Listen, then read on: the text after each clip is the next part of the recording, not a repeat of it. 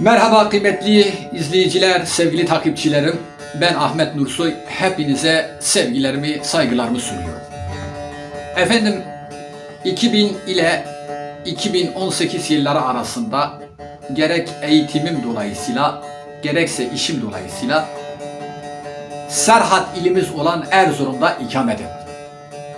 Tabii ki bu süreç içerisinde gerek Aşık Reyhani, gerek Aşık Mustafa Ruhani, gerek Aşık Sıtkı Eminoğlu, gerekse Aşık Mevlüt İhsani gibi çok değerli üstadlarla tanışma imkanına kavuştum.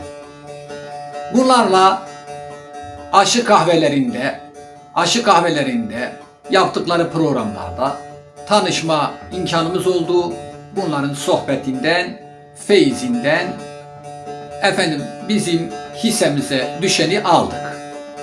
Aşık denince tabii ki halk hikayesi akla gelir. Aşık denince aşk akla gelir. Aşık denince öğüt, aşık denince nasihat akla gelir. Aşık denince söz akla gelir.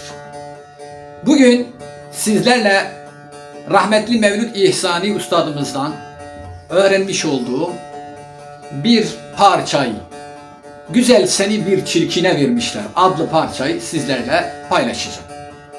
Tabii ki bu parçayı paylaşmadan önce üstadımızda öğrendiğimiz kadarıyla bunun bir serüvenini, hikayesini anlatmaya çalışalım. Sözün değer gördüğü, namertliğin değil mertliğin değer gördüğü çok eski zamanlarda Aşık Mevlüt İhsani Nuri Çırağı ile beraber Kars'a bir düğüne davet edilir. Bunlar Kars'ın bir köyüne giderler.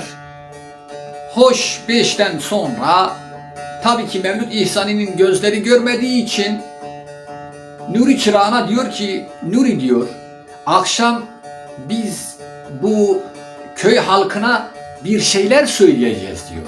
"İrticalen bir şeyler söyleyeceğiz. Ama ben gözlerim görmediği için buraları da tanımıyorum. Gidip sağdan soldan tasvir et, çevreyi tasvir et, insanları tahlil et ve bana malzeme topla getir," diyor. Nuri Çırağı baş üstüne üstadım diyor ve gidiyor. Bir süre sonra Nuri Çırağı dönüyor. Diyor ki, "Üstadım," diyor, "valla çok değişik bir şey yok buralarda. Yani bizim oralara benziyor," diyor. "Yalnız," diyor, "bir şey dikkatimi çekti," diyor. "Gelin," diyor, "çok güzel ama," diyor, "sabahtan beri," diyor, "iki gözü iki çeşme ağlıyor," diyor. Mevlüt İhsani bunu kaçırır mı? Diyor ki, "Oğlum git," diyor, "gelinin bu şekilde hüngür hüngür ağlamasının sebebine bunu bir şekilde öğren." Nuri Çırağı tabii ki cin gibi bir adam.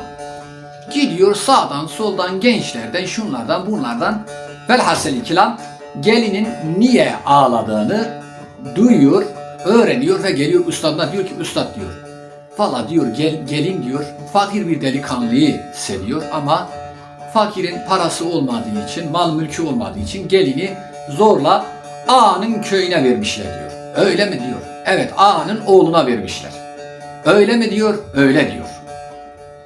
Akşam oluyor ve Mevlüt İhsani sazının döşünü geline doğru çeviriyor ve şu mısralar dökülüyor onun ağzından. Ben ustada vekaleten size söylemeye çalışacağım.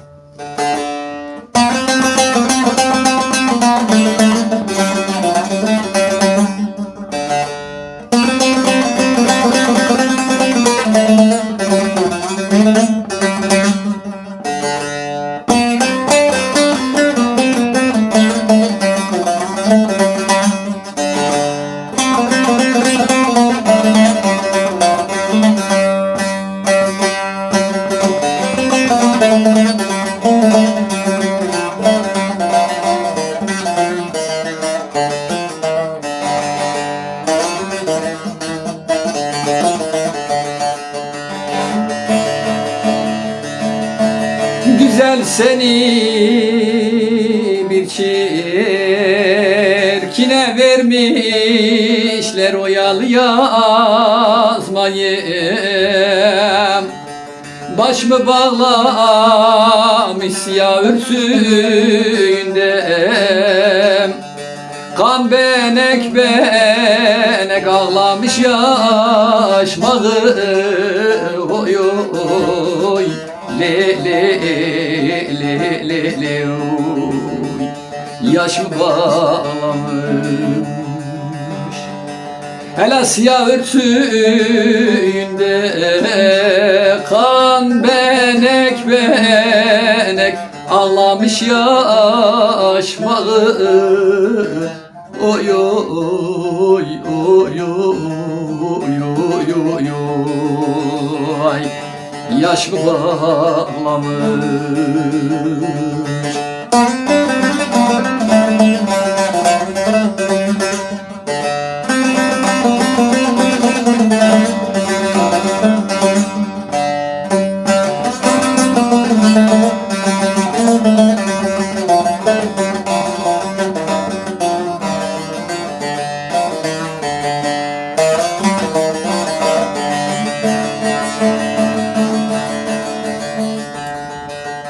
İdrakı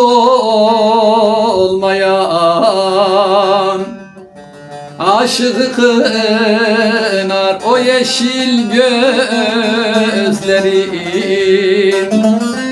Kaynarca pınar demir olsa erir, odunsa yanar sorun yüreğine.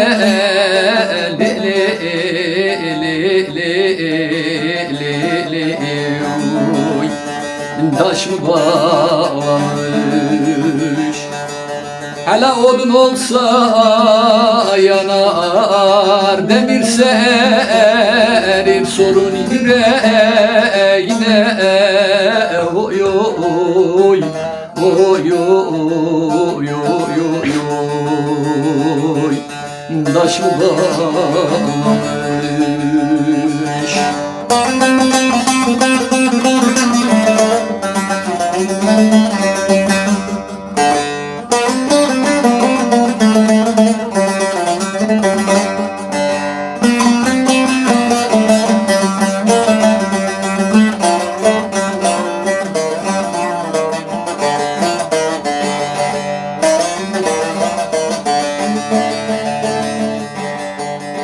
Sevda küleylemiş aşikanlar nicesi bu yolda. Dökmüş kanlar dünya benim diyen Süleymanlar göz mü esir etmiş. Oy oy le le le le le, kaş mı bağlamış. Ula dünya benim diyen Süleymanlar göz mü esir etmiş. Oy oy oy oy oy oy oy, taş mı bağlamış.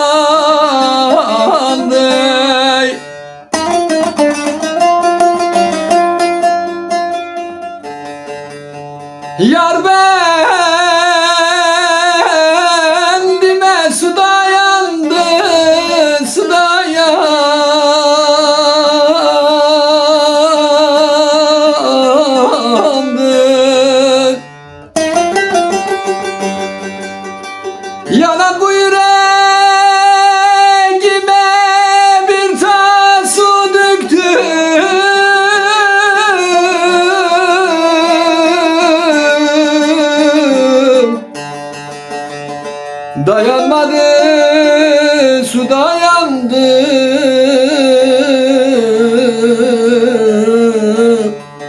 su da yandı, su da yandı.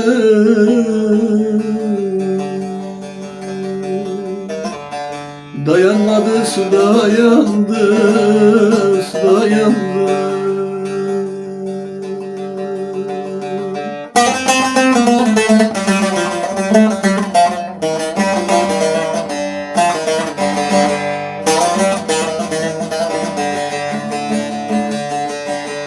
Sevda dağı edeler, yurdu inletir, koyunu meletir.